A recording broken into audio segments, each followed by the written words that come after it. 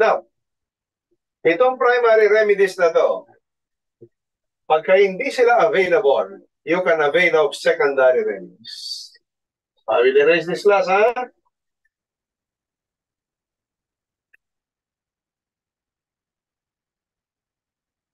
So what are the secondary remedies? When the primary remedies are either insufficient or not available. Ang tawag dyan, klase ay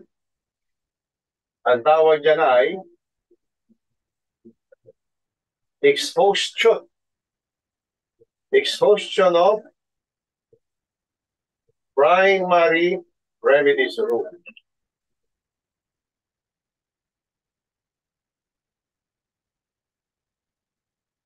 Exhaustion of primary remedies rule.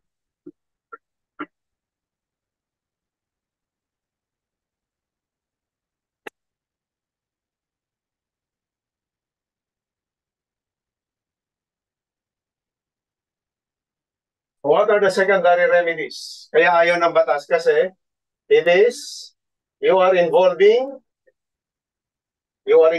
third persons. Hindi na damay mo third persons, ha? Third persons are included na hindi naman kasama sa kontrata.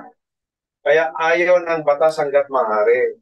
Pero kung yun lang ang remedy, papayag ang batas. Ano sila? Ito. Aksyon subrogatoria at saka aksyon pauwian. So what is action subrogatoria? Basta nakita niyo yung class yung word na subrogation or subrogatory action, may third person na na-involved.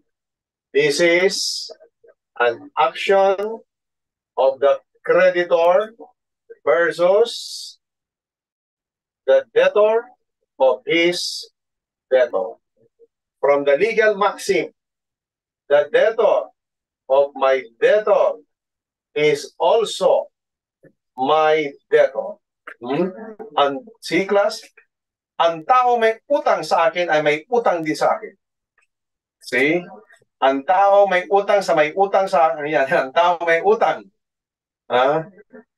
sa debtor ko, may utang din sa akin. Ang tao may utang sa akin ay may utang din sa akin. The debtor of my debtor is also my debtor. The friend of my friend is also my friend. And the lover of my lover is also my lover. Ano ba yun, sir? Siyempre, joke lang yung class.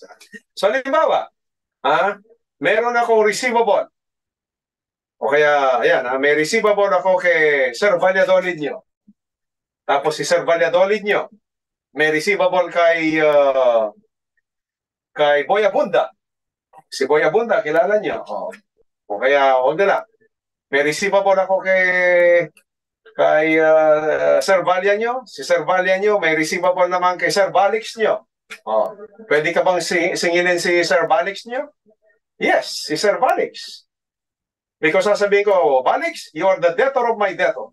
Wala akong masingil kay Valladolid eh. So sisingil na lang ako sa'yo. Kasi may receivable ka naman pala sa kanya. Pag binaliktad mo to, creditor of my creditor is also my creditor. Yan, ha? So si Valix, creditor niya si Valia, at si Valia, creditor ako, pwedeng magbayad si Valix sa akin diretso. I-honor ng court yun. Sasabihin ko, huwag ka na magbayad sa kanya dahil sinabi ko na sa court. Pero hindi po pwede class na kuan, ha? But remember, hindi po pwedeng porque may utang si Sir Valix nyo kay Valladolid at nalaman niya na may utang si Valladolid sa akin, diretso sa akin. Ha? Hindi pwede. Why? Because secondary remedies lang yan. Only if the primary are exhausted. So under normal circumstances, si Sir Valix niya magbabayad kay Valladolid. At si Valladolid magbabayad sa akin. Kung may sa utang niya. Na under normal circumstance, hindi ako pwedeng pumunta kay Sir Balix nyo. O kaya si Valladolid si Valladolid, may receivable kay Sir Cordoba nyo. Hindi ako pwedeng didiretso kay Sir Cordoba nyo. Sasabihin ko, Din, may utang ka pala kay Valia. Si Valia, hindi makapagbayad sa akin. Bayaran mo na ako. Pwede lang yung pag talagang insufficient or not available na yung primary remedies. Kasi normally, sasabihin ni Valia sa court, wala na talaga akong pambayad. Sasabihin ko, anong wala kang pambayad? Wala kang pambayad na pera ngayon, pero meron ka pang ibang assets. Yung receivable mo kay Dean Cordoba at kay Dean Balix, they are receivable. They are also assets. Your Honor, give me the right na doon ako pupunta sa kanila. You see? Yun ang action subrogatoria. So, in-involve ko si Sir Balix nyo at si Sir Cordoba nyo na wala naman talaga kaming contractual relation. Ang kakontrata ko ay si Sir Valladolid nyo. Pero dahil wala na ibang remedy, papayag na ang court na pupunta ako doon sa dalawa. See? Because they are the debtors of my debtor. Ang action Pauliana naman is really an action for rescission. Yan yung rescissory action, to rescind. Action of the creditor to rescind, see the word? To rescind. Parang ibalik ko sa original. Rescind, to rescind. Para bang sa ulian ng kandila. Isoli mo yan, to rescind. Contracts. Yan, contracts entered by the debtor to defraud him. Example, donations by a debtor to escape his debts. See? Pa-donate ka. Kaya ka nag-donate, para lang pala, kaya ka nag-donate, para lang pala. By the time na maniningil ako, wala na akong masingil sa'yo dahil dinonate mo na. Yung mga donations mo na yan, mapapahiya ka dahil isasama ko sa demanda yung mga donors mo, ay donis mo. Sasabihin ko sa court, Doni, pasensya ka na Doni, pero mas may karapatan ako kesa sa'yo. Dahil ang taong nagdo-donate, yun lang sobra-sobra. Hindi nga ho niya mabayaran ang utang niya sa akin, tapos pa-donate pa ho siya sa inyo. Hindi po ako naniniwala na yan ay donation. See?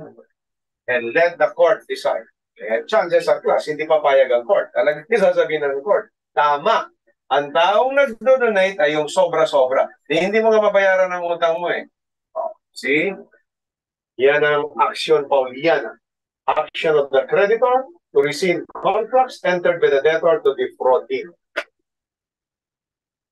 Hindi lang yan. Mga donations, kasama na dyan yung sale. Kunyari, binenta mo yung mga property mo kahit napalugi. Para lang by the time, yung pala may mga utang ka. Yung pala, ang purpose mo lang para by the time na June na, wala nang masisingil ang mga creditors. See? But they are secondary or subsidiary remedies because the debtor or the creditor can only avail of them when the primary remedies are insufficient or not available. Okay, so you see, another chapter. Nakalimang chapter na tayo, class. Hindi ko nga iniisip na matatapos natin to . So, natapos natin ang birth of obligation, sources of obligation, then what are the obligations of the debtor? Sinamarize natin to give, generic, at saka determinate, to do, at saka not to do, and then, for chapters yun, and then remedies.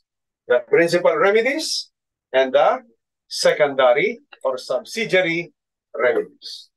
So next meeting, tama na tayo sa law. Break muna tayo. Break tayo ng mga 15 to 20 minutes. Coffee break muna tayo. Coffee break. Because coffee is good for the brain. Bago tayo pumunta sa taxation. Coffee break muna tayo. So next meeting, doon na tayo sa kinds of obligation. Next meeting, kinds of obligation tayo. Ayan, nailagay. Next meeting. Next meeting sa law, kinds of obligation, at saka extinguishment of obligation. Pero mahaba to class. Baka ito na nga matapos natin. Itong extinguishment of obligation, it will take some time. Baka another meeting pa. Mahaba itong kinds of obligation. Maybe a portion of the extinguishment, but definitely we cannot finish. We can finish, pero baka mag-suffer kayo dahil may hirapan kayong medyo bibilisan ko. Hindi naman tayo kailangan mag-discuss na mabilis. Tama lang, yung tama lang na nakakahabol kayo. So after our coffee break, 15 to 25 minutes, we discuss tax, starting with basic principles. So see you later, class. See you later. Bye-bye.